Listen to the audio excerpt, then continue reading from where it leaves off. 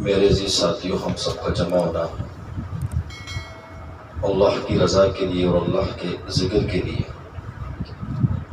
اس بات پر جتنا بھی اللہ کا شکر ادا کیا جائے کم ہے کہ اللہ جل شانہ نے ہمیں اپنے ذکر کے لیے قبول فرمایا اور اپنے ذکر کرنے کی توفیق عطا فرمائی۔ اللہ جل شانہ نے جو انسان کو پیدا کیا ہے، یہ کسی مقصد کے لیے پیدا کیا۔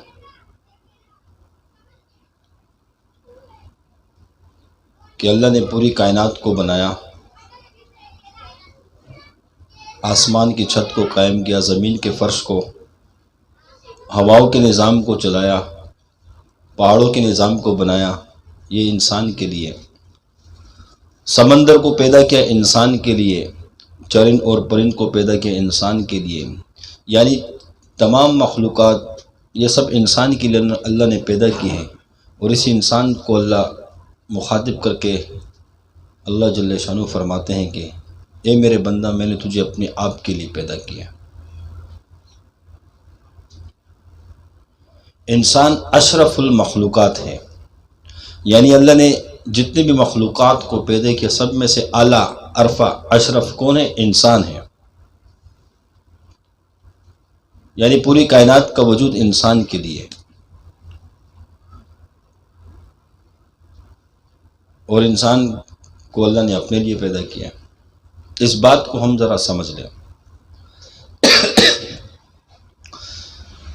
میں اور آپ خوش نصیب ہے کہ اللہ جل شانہ نے مجھے اور آپ کو ماں کی گود میں کلمہ طیبہ لا الہ الا اللہ محمد رسول اللہ، اس کلمے کی عظیم نعمت سے نوازا ہے۔ یہ عظیم کلمہ ہے، اور جس شخص نے اس کلمے کو پڑھا اس پر اللہ کے تمام احکامات لاگو ہو جاتے ہیں، فرض ہو جاتے ہیں۔ اور اس کلمے کے اس بندے کے ساتھ کچھ مطالبات بھی ہیں، تقاضے بھی ہیں۔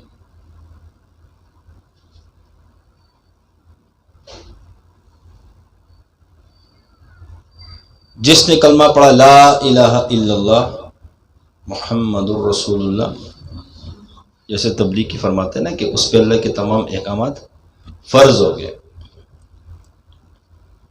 اس ایمان کے بعد جو اللہ کا سب سے بڑا حکم ہے، پہلا حکم کیا ہے؟ کہ بتوں سے کچھ نہیں ہوتا، اپنے حقیقی رب کو پہچانو۔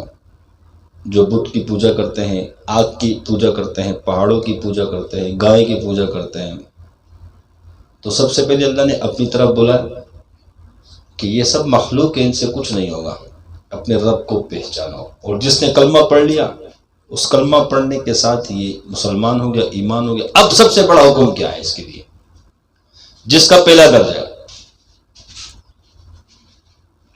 اب اس کے لیے سب سے بڑا جو حکم ہے وہ نماز ہے۔ کیا ہے؟ حدیث پاک میں آتا ہے مفہوم اس طرح سے کہ نماز مومن کی معراج ہے، اور یہ نماز معراج میں ملی ہے۔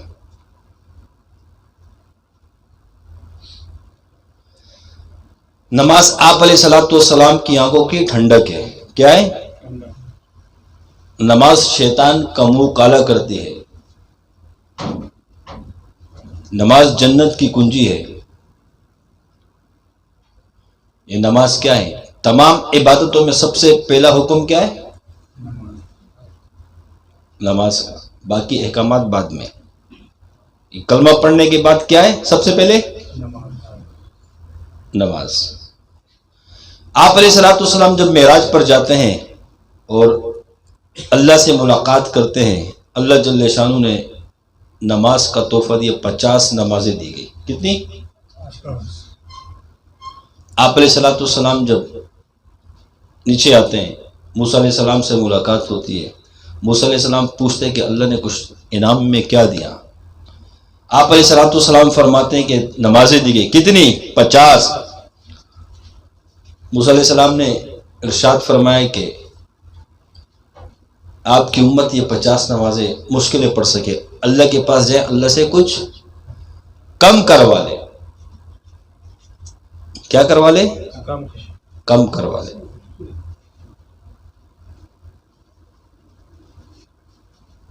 پھر اللہ جل شانو کے پاس آپ علیہ الصلوۃ والسلام جب جاتے ہیں اور عرض کرتے ہیں، اللہ جل شانو کہتے ہیں 5 کم کر دی 45 فرض ہو گئی آپ کی امت پر۔ پھر جب آتے ہیں نیچے، پھر موسیٰ علیہ السلام سے ملاقات ہوتی ہے، پوچھا کہ نماز کم کی، کہا 5 نمازیں کم ہو گئی 45، کہا یہ آپ کی امت نہیں پڑھ سکے گی، بہت زیادہ ہے۔ آپ علیہ الصلوۃ والسلام پھر اللہ کے پاس جاتے ہیں، یا اللہ 45 نمازیں زیادہ ہے، میری امت کمزور ہے، یہ نہیں پڑھ سکیں گی، کم کر دیجیے۔ اللہ نے 5 مزید کم کر دی، 40 رہ گئی۔ پھر جب نیچے آتے ہیں موسیٰ علیہ السلام سے پھر ملاقات ہوتی ہے، موسیٰ علیہ السلام پھر کہتے کہ یہ بہت زیادہ نہیں پڑھ سکتے، یعنی آپ علیہ الصلوۃ والسلام جاتے گئے 5 کم کرواتے گئے، آخر میں جب 5 رہ گئے، کتنے رہ گئے؟ 5 رہ گئے۔ تو پھر جب موسیٰ علیہ السلام نے کہا کہ یہ بھی نہیں پڑھ سکیں گے اور کچھ کم کروا لو، آپ علیہ السلام نے فرمایا کہ اب مجھے اپنے رب کے پاس جاتے ہوئے شرم آتی ہے، حیا آتی ہے۔ اگر وہی حکم ہوتا 50 نمازوں کا تو ہمارا کیا حال ہوتا؟ یعنی یہ نماز ہمیں معراج میں ملی ہے، کہاں ملی ہے؟ اس امت کو نماز کا حکم کہاں ملا؟ معراج میں۔ اس نماز کے متعلق آتا ہے کہ حدیث میں جس کا مفہوم ہے، حضور اقدس صلی اللہ علیہ وسلم ارشاد فرماتے ہیں، مفہوم اس طرح سے حدیث کا کہ قیامت کے روز سب سے پہلے نماز کے بارے میں پوچھو گی۔ کس کے بارے میں؟ نہ ذکر کے بارے میں پوچھو گی، نہ پڑوس کے بارے میں پوچھو گی، نہ ماں باپ کے بارے میں پوچھو گی، نہ اولاد کے بارے میں پوچھا جائے گا، نہ دیگر کسی شریعت کے حکم کے بارے میں پوچھا جائے گا۔ سب سے پہلے کس چیز کا پوچھا جائے گا؟ نماز۔ اور آگے حدیث میں آتا ہے کہ جس کی نماز پوری نکل آئی اس کے باقی اعمال بھی پورے نکل آئیں گے، جس کی نماز میں کمی رہ گئی اس کے باقی اعمال میں بھی کمی رہے گی۔ نماز فرض عین ہے، کسی صورت معاف نہیں ہے۔ کیا ہے؟ معاف نہیں ہے۔ ذکر کوئی نہ کرے، اللہ پوچھے گا نہیں کہ آپ نے ذکر کیوں نہیں کیا۔ کوئی گناہ کا مرتکب نہیں ہوگا، مراقبہ کوئی نہ کرے، گناہ کا مرتکب نہیں ہوگا، لیکن نماز نہ پڑھنے پر کیا ہوگا؟ پوچھ ہوگی۔ اور جیسے حدیث میں آتا ہے کہ ایک شخص نے ایک وقت کی نماز قضا کی، اس وقت سے لے کر دوسرے وقت تک اس کو قبر میں عذاب ہوگا۔ ایک سانپ اس پر مسلط کر دیا جائے گا جو اتنا لمبا ہوگا کہ پورا مہینہ چل کر اس کی مسافت کو ختم کیا جائے تو وہ ختم نہیں ہو سکتا۔ اور جب ایک ڈنگ مارے گا زمین، انسان 7 ہاتھ نیچے دس جائے گا، پھر اس کو نکالا جائے گا۔ اس کی آنکھوں میں آگ، سانپ کی، لوہے کی طرح اس کے ناخن ہوں گے۔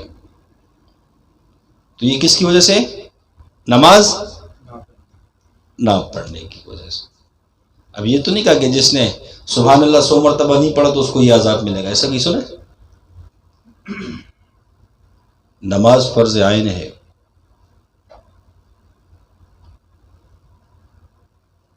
اور حدیث کا مفہوم ہے کہ جس نے 40 دن نماز پابندی کے ساتھ تکبیر اولیٰ کے ساتھ پڑھی، کس کے ساتھ؟ یعنی 40 دن اس نے ایسی حالت میں نماز پڑھی کہ اس کی تکبیر اولیٰ فوت نہیں ہوئی، تو آپ علیہ الصلوۃ والسلام نے فرمایا کہ اللہ جل شانہ اس کو 2 انعامات دیں گے۔ کتنے دیں گے؟ ایک جہنم سے چھٹکارے کا، یعنی جہنم سے اس کو ہٹا دیا جائے گا، اور ایک نفاق سے بری ہونے کا، یہ منافق نہیں ہوگا، اس سے اللہ نفاق ختم کر دے گا۔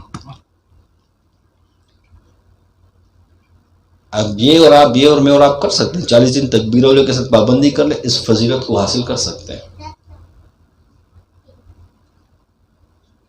اسی لیے مولانا زکریا رحمۃ اللہ علیہ فرماتے تھے کہ جاہل صوفیاء کے ہاں ذکر کی اہمیت تو ہوتی ہے لیکن نماز کی نہیں ہوتی ہے۔ کس کے؟ جہلا کے ہاں۔ کس کے؟ اہل حق کی بات نہیں کر رہا، اہل حق تو نماز، ہمارے حضرت بھی جو صبح نماز نہیں پڑھتا، خانقاہ میں کوئی سویا ہوتا ہے، حضرت نے ڈیوٹی لگائی مفتی صاحب کی، اس کے منہ پہ پانی ڈالو، اس کو اٹھاؤ، پہلے اس کو اٹھایا جاتا ہے، اٹھو نماز کے لیے، جب وہ نہیں اٹھتا پھر وہ مفتی صاحب پانی منہ پہ ڈال دیتے ہیں، اٹھ جا نماز پڑھ کے۔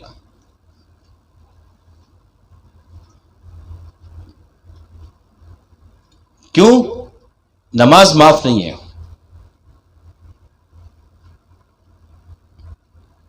اور عبادت میں سب سے اہم ترین افضل عبادت کیا ہے؟ نماز. کیا ہے؟ یاد رکھنا، نماز سب سے افضل عبادت ہے. اس سے بڑھ کر افضل عبادت کوئی نہیں ہے. نماز نہ جہاد کے موقع میں معاف ہے، میدان جنگ میں بھی نماز کا اہتمام کیا جا رہا ہے. امام حسین رضی اللہ تعالیٰ عنہ، جنگ لگی ہوئی ہے، صفے بچھاؤ، نماز میں کھڑے ہو جاؤ. نماز معاف نہیں ہے. کوئی کھڑا ہو کے نہیں پڑھ سکتا، بیٹھ کے پڑھ لے. بیٹھ کے نہیں پڑھ سکتا، لیٹ کے پڑھ لے. لیٹ کے نہیں پڑھ سکتا، اشارے سے پڑھ لے. لیکن معاف. حضرت علی رضی اللہ تعالیٰ عنہ جب اذان کی آواز سنتے تھے، چہرہ ایک دم لال سرخ ہو جاتا تھا، خوف طاری ہو جاتا تھا کہ رب العالمین، پوری کائنات کے بنانے والے رب کی طرف سے بلاوا آ گیا، اب اس کا حکم آ گیا. اسی ٹائم جیسے اذان سنتے تھے فوراً مسجد میں داخل ہو جاتے تھے، اور ڈر لگتا تھا کہ اس رب کی طرف سے بلاوے کا وقت آ گیا کہ میرے سامنے کھڑا ہو. میں اور آپ اذان سنتے، ہمیں کسی چیز کی فکر ہی نہیں ہوتی ہے. نماز ایسی چیز ہے، کسی حال میں معاف نہیں ہے. اور تمام عبادات میں کیا ہے؟ افضل. ذکر کرنا تو مصروف آدمی کا کام ہے، فارغ آدمی کا نہیں. یاد رکھنا، ہمارے حضرت فرماتے ہیں کہ ذکر کرنا مصروف آدمی کا کام ہے. کس کا؟ کہ وہ دنیا کے دندوں میں مصروف ہے، کاروبار میں مصروف ہے، اس کا کام ہے ذکر کرنا. جو فارغ ہے اس کا کام ذکر کرنا نہیں ہے، اس کا کام ہے نماز میں کھڑا ہونا. کس میں؟ نماز میں کھڑا ہونا. قرآن کی تلاوت میں لگ جانا، نوافل میں لگ جانا. یاد رکھو، ذکر مصروف لوگوں کا کام ہے، فارغ لوگوں کا کام نہیں ہے. جتنے ہمارے اکابرین صوفیاء گزرے ہیں، وہ رات کو غنیمت سمجھتے تھے، پوری پوری رات اپنے رب کے سامنے کھڑے ہوتے تھے، 2 رکعتوں میں پورا قرآن بھی پڑھتے تھے.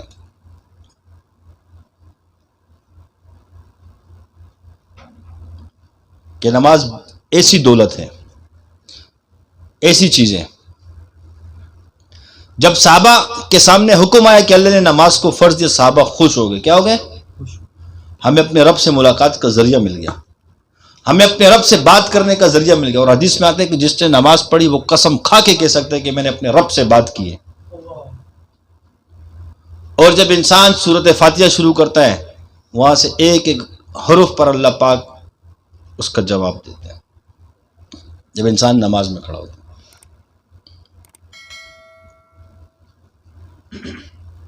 یہ ذکر جو ہے، یہ ذکر تو اس نماز میں قوت کو پیدا کرنے کے لیے کہ اس میں وہ قوت پیدا ہو جائے، اس ذکر کی برکت سے نماز طاقتور بن جائے.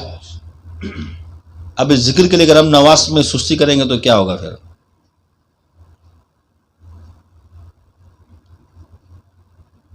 شیخ عبد القادر جیلانی رحمۃ اللہ علیہ پر جب شیطان نے تصرف مارا، آسمان کھلا، انوارات کا نزول ہوا، روشنیاں روشنیاں ہو گئی، اور اس ٹائم غیب سے آواز دینے لگا کہ شیخ عبد القادر جیلانی، ہم نے آپ پر نماز معاف کر دی، آپ نے اتنی عبادت کی، اتنی ریاضت کی. تو وہ صوفی تھے، سلسلہ قادریہ کے امام ہیں، امام تصوف ہے. فرماتے ہیں شیطان خبیث میں جان چکا ہوں کہ یہ تو ہے، کیونکہ نماز میرے نبی کے لیے معاف نہیں ہے، تو شیخ عبد القادر جیلانی کی کیا اوقات ہے؟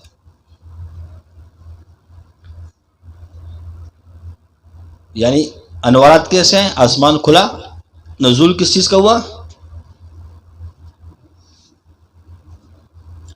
نماز میرے نبی کے لیے معاف نہیں ہے.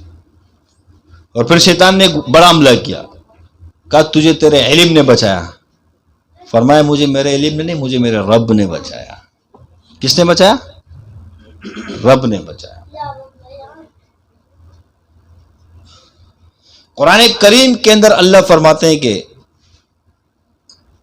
نماز پڑھو میرے ذکر کے لیے. کس کے لیے؟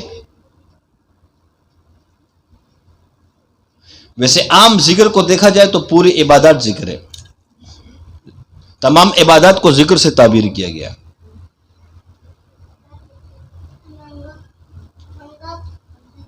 نحن نزلنا ذکر وان له لحافظون. قرآن کو اللہ نے ذکر بتایا کہ ہم نے اس ذکر کو نازل کیا ہے، یعنی کلام کو نازل کیا ہے، ہم اس کی حفاظت کرتے ہیں. نماز کو بھی ذکر بتایا گیا ہے. جو مدرسے میں پڑھتے ہیں نا یہ بھی ذکر ہے، جو حدیث پڑھتے ہیں سناتے ہیں، یہ سب تمام عبادات ہے ہی ذکر اللہ کا.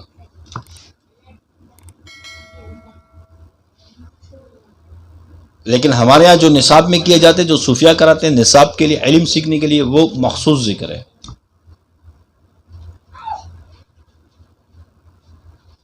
جب وہ آج جو فرقہ ایک موجود ہے باطل اسلام سے خارج ہے، وہ ذکری، انہوں نے جب اس قرآن کی آیات کو پڑھا کہ اللہ تو یہ کہہ رہے ہیں کہ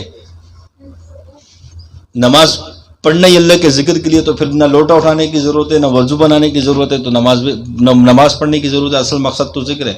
وہ ذکر میں لگ گئے. کہ کس میں لگ گئے؟ یعنی عبادات کی اب ضرورت نہیں ہے، بس ذکر ہی کرتے رہو. تو اس کا نام کیا پڑ گیا؟ ذکری. بلوچستان میں یہ بہت زیادہ ہے کہ نہیں؟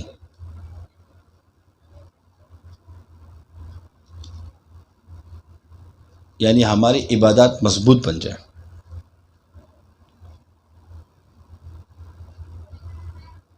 حالانکہ حدیث میں آتا ہے کہ تمام چیزوں سے بڑھ کر اللہ کا ذکر ہے. جہاد میں تم ایک دوسرے کو قتل کرو، اس سے بھی بڑھ کر ذکر ہے. لیکن ہم سمجھ نہیں پاتے کہ اس کی مقصد کیا ہے. اس کا ہم اس کو الٹے معنوں میں لے لیتے ہیں. اس کا مقصد یہ ہے کہ ذکر کیوں افضل ہے کہ ذکر کے لیے کوئی اللہ نے وقت مقرر فرض نہیں کیا.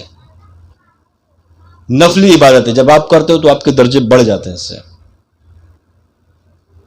لیکن وقتی طور پہ جو عبادات جو اپنے درجے میں فرض ہے اس کا درجہ بڑا ہے. اور جب جہاد فرض ہو جائے، کیا ہو جائے؟ فرض عین ہو جائے، اس ٹائم لڑنا فرض ہے. اس ٹائم اس سے افضل کیا ہوا؟ جہاد ہوا. لیکن ہر عبادت اپنے وقت کے حساب سے وقتی طور پہ ایک چیز غالب آ جاتی ہے اجر کے اعتبار سے.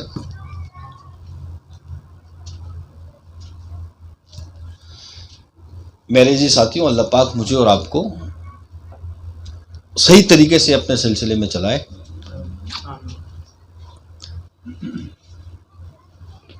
حضرت فرماتے ہیں کہ عورت، شہرت اور مال، اس چیز سے اپنے آپ کو بچاؤ. کس سے بچاؤ؟ عورت، شہرت اور مال بچانا ہے. اس چیز کے پیچھے لگ جاؤ گے تو گمراہی کی طرف بندہ چلا جاتا ہے.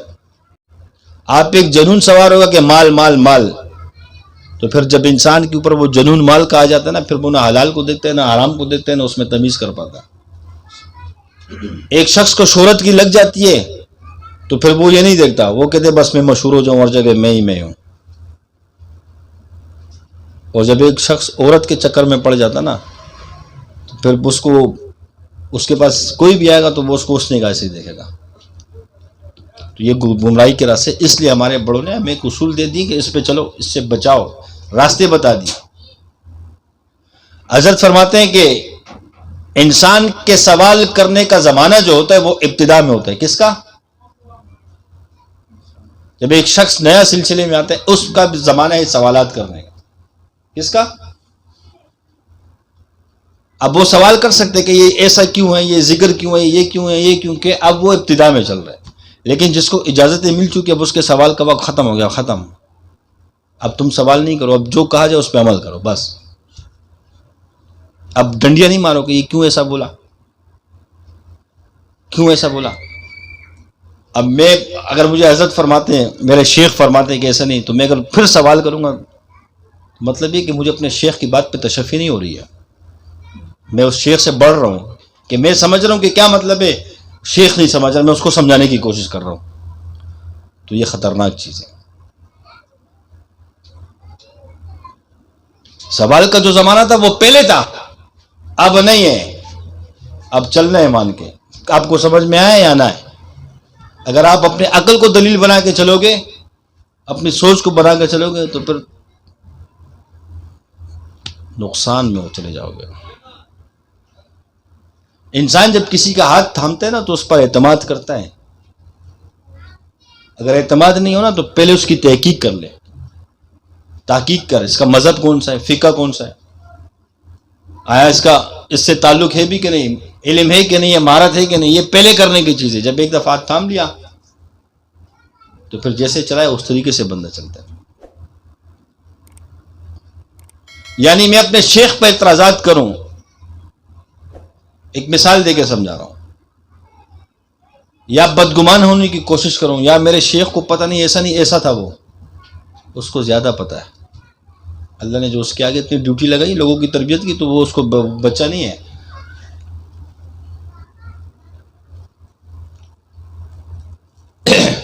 بعض اوقات ہمارے بڑے بڑے معاملات پہ مشائخ شفقت کی وجہ سے چھپا دیتے ہیں، کہتے نہیں ہیں، برداشت کرتے ہیں، کچھ نہیں کرتے. لیکن ہم اس سے غلط فائدے نہیں اٹھایا کریں. اپنے مشائخ سے مخلص رہے. تحقیق کے دروازے پہلے اس پہ لگنا چاہیے، تحقیق کرو کہ صحیح ہے صحیح نہیں ہے. بعد میں جب بندہ تحقیق میں لگتا ہے تو بعد میں کیوں لگا تحقیق میں؟ اس کے اندر شیطان نے وہ زہر ڈال دیا نا.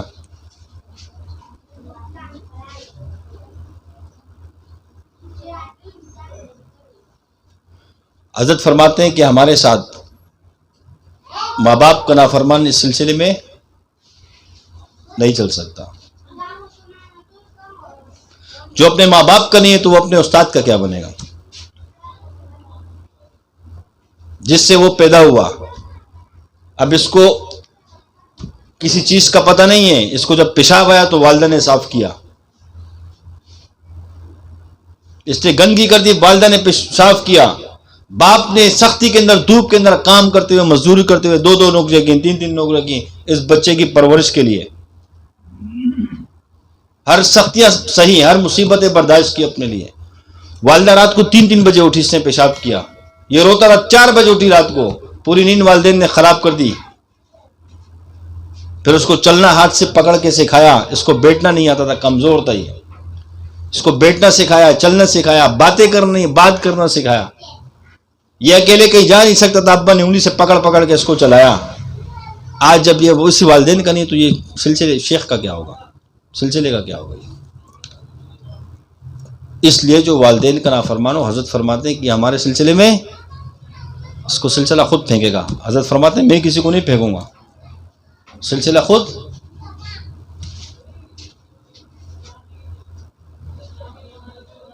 حضرت فرماتے ہیں کہ بزدل ہمارے ساتھ نہیں چل سکتا. کون؟ اس سلسلے میں بزدل آدمی بھی نہیں چل سکتا، کیونکہ اس سلسلے کے اندر جو ہے نا جہاد فی النفس ہے. کیا ہے؟ اللہ کے دشمن سے، شیاطینوں سے جہاد ہے، لڑائیاں ہیں. تو بزدل نہیں چل سکتا.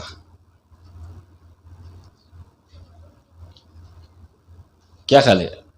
اس پہ حملہ آیا نہیں ہوگا، وہاں ٹائم وہ کبھی استاد کے پیچھے جائے گا، شیخ کے پیچھے جائے گا، شادیوں کے او یہ حملہ آ گیا، یہ آ گیا، بس ہر ٹائم یہ نفسیاتی ہو جائے گا. تو یہ سلسلہ میں بزدل نہیں چل سکتا.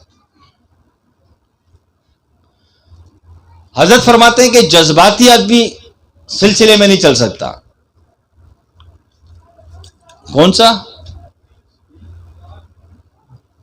جذباتی آدمی.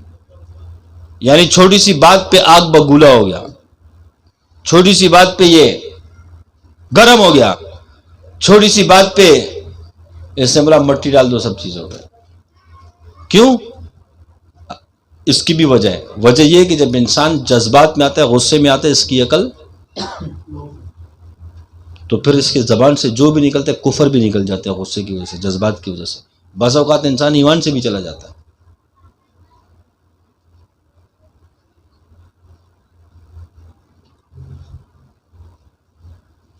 یعنی یہ مرض اتنا خطرناک ہے. اور حدیث میں آتا ہے کہ جب انسان غصے میں آتا ہے تو اس ٹائم شیاطین اس کے رگوں میں، خون میں شامل ہوتے، سرائیت کر رہے ہوتے. جو بندہ جذباتی ہو اس پہ شیاطینوں کا اکثر زیادہ غلبہ رہتا ہے اس کے اوپر. کچھ شیاطینوں کو پتہ ہے کہ اس کا یہی دکھتی ہوئی راگ اسی کو پکڑاؤ.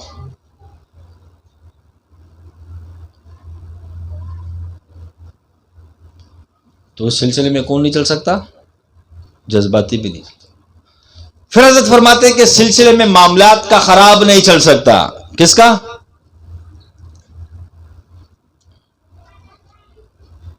اس کا مال کھایا، اس کو دبا دیا، اس کا کھایا، اس کو دبا، معاملات کا ٹھیک نہیں ہے. تو ایسے امراض جو ہے خطرناک ہیں. اور مزے کی بات اور سب سے بہترین بات کہ جو نقصانات ہیں جو سالک کو خراب کر سکتے ہیں وہ حضرت نے پہلے سے اس کی نشاندہی کر دی ہے. اور ہمیں کیا چاہیے؟ پہلے سے بتا دی کہ یہ امراض والے ادھر نہیں چل سکتے. اگر میں اور آپ مخلص سلسلے کے ساتھ تو اپنے انالائزنگ کریں ہم کہ اندر میرے اندر کون سا اس میں سے کوئی مرض تو نہیں ہے، اس کو میں کیسے ختم کروں؟ جس کو اللہ نے سلسلہ دیا، جس سے اللہ کام لے رہے ہیں، جس کو اللہ نے علم دیا، جب فرما رہے ہیں تو صحیح فرما رہے ہیں نا. اب میں چاہتا ہوں کہ میں مخلص پیوں سلسلے کے ساتھ، اللہ کے دین کے ساتھ، اور پھر وہاں یہ چیزیں بھی آ رہی ہیں کہ یہ بندے نہیں چل سکتے. اگر میں کسی مرض میں گرفتار ہوں تو مجھے چاہیے نا اپنی اصلاح تو کروں نا، کیونکہ میرے سلسلے میں رہنا ہے، کام کرنے اللہ کے دین کا. مقصد کسی پر پوائنٹ نہیں، حضرت کی بات بتائی میں، کسی پر نشانہ نہیں. مقصد یہ ہے کہ میں اور آپ دیکھیں اگر کسی چیز میں میری کمزوری پائی جاتی ہے تو انسان اپنی کمزوری کو ٹھیک کرنے کی کوشش کرتا ہے. کیا خیال ہے؟ انسان آگے بڑھنے کی کوشش کرتا ہے. اگر وہ آگے نہیں بڑھ پا رہا ہے کسی وجہ سے تو پیچھے دیکھتا ہے کہ میرے اندر کیا مسئلہ ہے. صحابہ جو تھے، صحابہ دین میں ایک دوسرے سے بڑھنے کی فکر میں رہتے تھے، بڑھنے کی، آگے بڑھنے کی.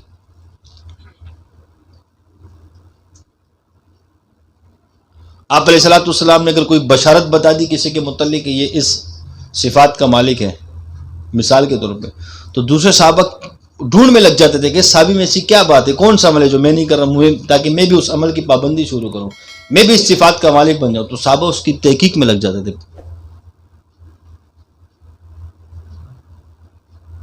تو ہمیں بھی اس طرح لگنا چاہیے نیک آگے بڑھنے کے لیے، اپنے امراض کو دور کرنے کے، جو کمیاں ہیں اس کو ختم کرنے کی کوشش کرنی چاہیے. ہمارے اندر صحابہ کی طرح دین کو سیکھنے کا جذبہ ہو. حضرت فرماتے ہیں کہ جس کو اجازت مل گئی، کیا مل گئی؟ اب اس کا مخلوق سے رابطہ ختم ہو گیا، اس کا رابطہ اللہ سے جڑ گیا. کس سے؟ یہاں تک چلانا تھا انگلی پکڑ کر، نصاب طے کر دیا، اجازت مل گئی، اب رابطہ اپنے رب سے جوڑو. کوئی پریشانی ہے جی اپنے رب سے تعلق بناؤ، کوئی مصیبت آئے گی اپنے اللہ سے تعلق بناؤ، حل کراؤ اپنے مسائل کو.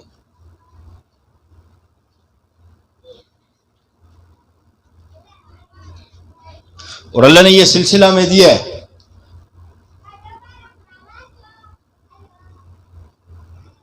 غالباً ایک بزرگ مکین الدین رحمۃ اللہ علیہ فرماتے ہیں کہ لوگ اللہ کی طرف بلاتے ہیں. کس کی طرف؟ لوگ اللہ کی طرف بلاتے ہیں اور شاذی اللہ سے ملواتے ہیں.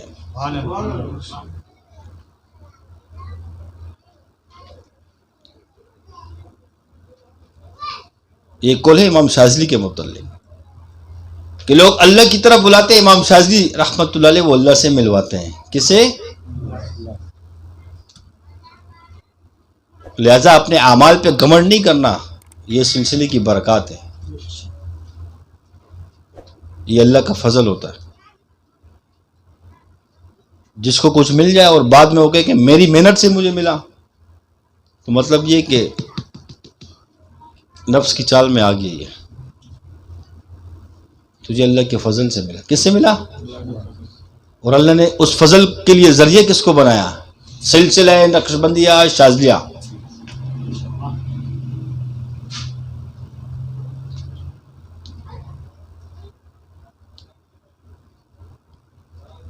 حتیٰ کہ آپ علیہ الصلوۃ والسلام نے فرمایا، جس کا مفہوم ہے کہ انسان جنت میں بھی اللہ کے فضل سے جائے گا، اپنے عمل سے نہیں جائے گا. ایک انسان نے ساری زندگی نیک صالح اعمال کیے، اس کا پلڑا بھاری ہے، اس نے تمام احکامات پہ عمل کیا. کس پر؟ تمام احکامات پر عمل کیا. یعنی اس نے دن رات میں کوئی اللہ کی غفلت سے بھی وقت نہیں گزارا، اللہ کی غفلت سے. یعنی اللہ کی یاد سے، اللہ کے ذکر سے وہ غافل بھی نہیں رہا، ہر ٹائم 24 گھنٹے اپنے رب کے ساتھ تعلق میں رہا، تمام عبادات کیے اس نے، عبادات میں بھی کوئی کسر نہیں چھوڑی ہے۔ اور اگر قیامت کے روز اللہ نے صرف ایک چھوٹی سی نعمت آنکھ کے بارے میں حساب کتاب شروع کیا تو اس کے سارے اعمال چلے جائیں گے، اس کا یہ حساب نہیں دے سکے گا۔ اس لیے فرماتے ہیں کہ عمل کی وجہ سے نہیں، جنت میں داخلہ کس کی وجہ سے ہوگا؟ اللہ کے فضل سے ہوگا۔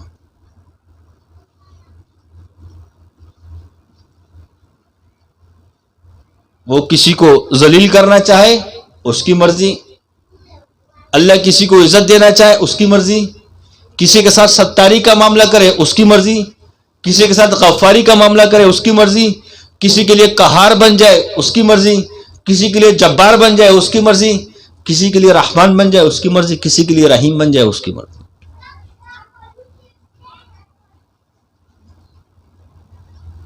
پکڑنے پہ آئے تو بڑے بڑے اللہ والوں کو پکڑ لے، پکڑنے پہ آئے تو بڑے بڑے علماء کو پکڑ لے، اور معاف کرنے پہ آئے تو ایک زانیہ کو بھی معاف کر دے۔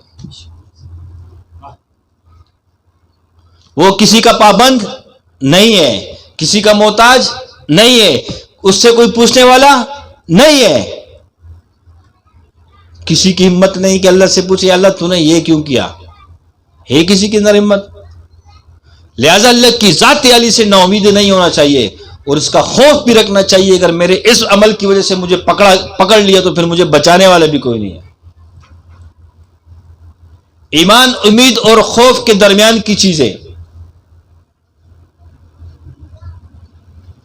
یہ نہیں ہے کہ بس میں کام غلطے کروں بس مجھے امید ہے، اللہ معاف کرنے والا ہے۔ خوف بھی ہونا چاہیے کہ اللہ قہار ہے، اللہ جبار ہے، اگر وہ قہاری سے پیش آیا اور حساب کتاب مانگا تو کی بنسی پھر، اور وہ ستار ہے، بڑے سے بڑے گناہگار کے نیکیوں گناہوں پہ پردے ڈال دے، وہ رب ہے۔ مثال قیامت کے روز ایک شخص آیا، اس کا اعمال نامہ کھولا، اس کے اوپر لکھا ہے اعمال نامے کے اوپر، عنوان سے سمجھ میں آ جاتا ہے کہ اس کتاب کے اندر کیا ہے کہ نہیں؟ ایک کتاب ہے اس کا نام ہے نماز، آسان نماز یا نماز، تو آپ کو خود ہی سمجھ میں آ گیا نا کہ اس کتاب کے اندر کیا لکھا ہوگا، نماز کے متعلق ہی لکھا ہوا ہے۔ تو اسی طریقے سے جب اللہ کے سامنے اس کی فائل پیش کی جائے گی، اس کا اعمال نامہ، تو یہیں سے پتہ چل جاتا ہے کہ اندر کیا کہانی ہے۔ جس کی فائل کھول دی اللہ نے، حساب کتاب شروع کیا تو پھنس گیا وہ، اور جب ستاری کا معاملہ کیا دیکھا بھی، بولا جا جنت میں، پوچھا ہی نہیں کہ کیا کیا۔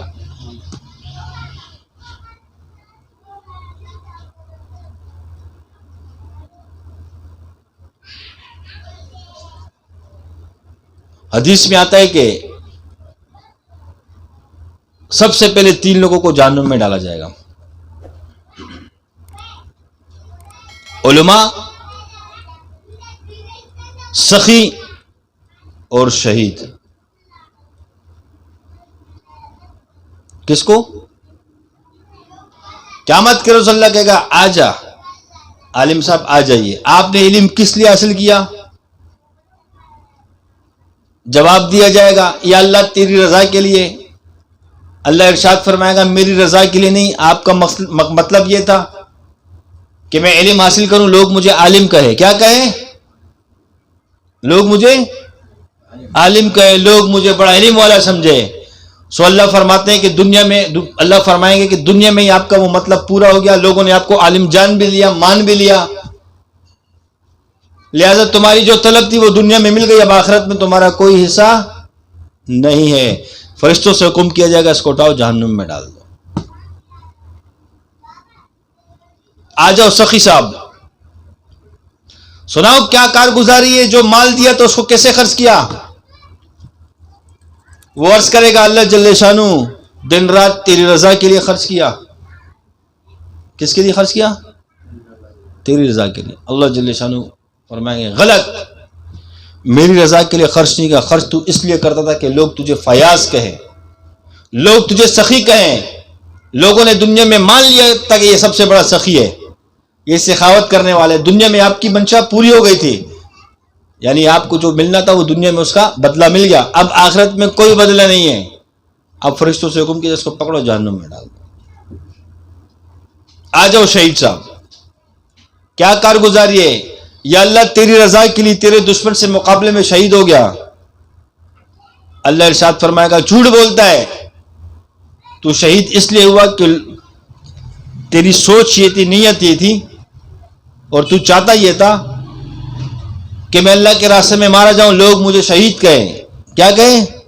یعنی لوگوں کے لیے عمل ہو گیا، لوگوں کو دکھانے کے لیے کہ میں میرے بہادری کے لوگ کارنامے گننے لگے، سننے لگے، سنانے لگے، لوگ مجھے شہید کا لقب دیں.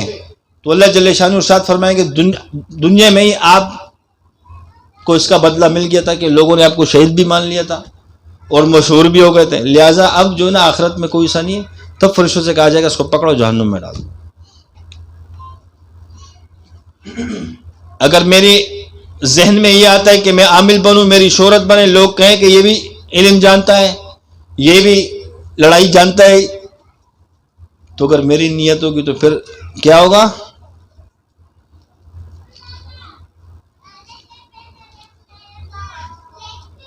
بلکہ میری نیت یہ ہو کہ میں اللہ کی رضا کے لیے اس کو سیکھ رہا ہوں. کس کے لیے؟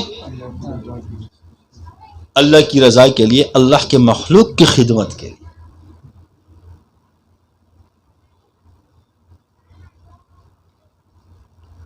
باقی رب کی مرضی، کسی کو معاف کر دے، کسی کو پکڑ لے، اس سے کوئی پوچھنے والا نہیں ہے.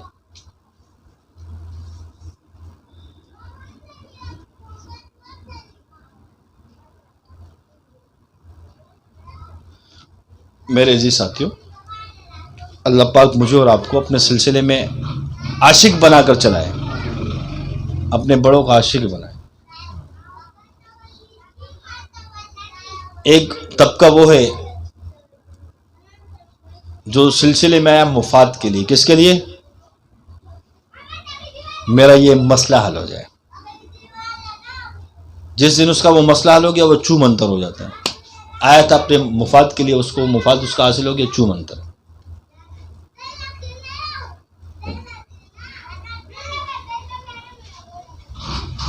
ایک شخص آیا کہ میں عامل بن جاؤں، اس کے لیے وہ بڑی خدمتیں ہو رہی ہیں، سب چیزیں ہو رہی ہیں، وہ بن گیا. اب وہ جو حاصل کرنا چاہ رہا تھا اس کو جب حاصل کر لیا، اب وہ چو منتر ہو گیا. تو یہ ہے مفاد پرست. اللہ مجھے اور آپ کو مفاد پرست ہم میں سے کسی کو نہ بنا. اور ایک وہ شخص سیکھنے کے بعد اپنے مشائخ کا عاشق بن گیا. کیا بن گیا؟ کہ میں تو کچھ نہیں تھا، اس کی وجہ سے اللہ نے یہ نعمتیں دی ہیں. میں تو کچھ نہیں تھا، میری زبان میں تو اللہ اللہ نہیں تھا. حالانکہ ہونا تو یہ چاہیے کہ جس مشائخ کی برکت سے ہم ذکر پہ لگے، ان کے جوتے اٹھا کے چومنے کے قابل ہیں. کس کے قابل ہے؟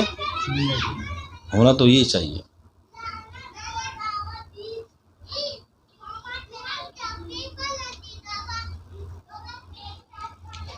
میرے جی ساتھیوں، اللہ پاک مجھے اور آپ کو اعلیٰ درجے کا اخلاص نصیب فرمائے، تمام ریاکاری سے اللہ ہمیں بچائے، اور اللہ ہمارا نگہبان بن جائے. اور اللہ پاک مجھے اور آپ کو اپنے مشائخ کی دعاؤں میں، نیک دعاؤں میں شامل فرمائے. ساتھی اپنا آثار کر لیں.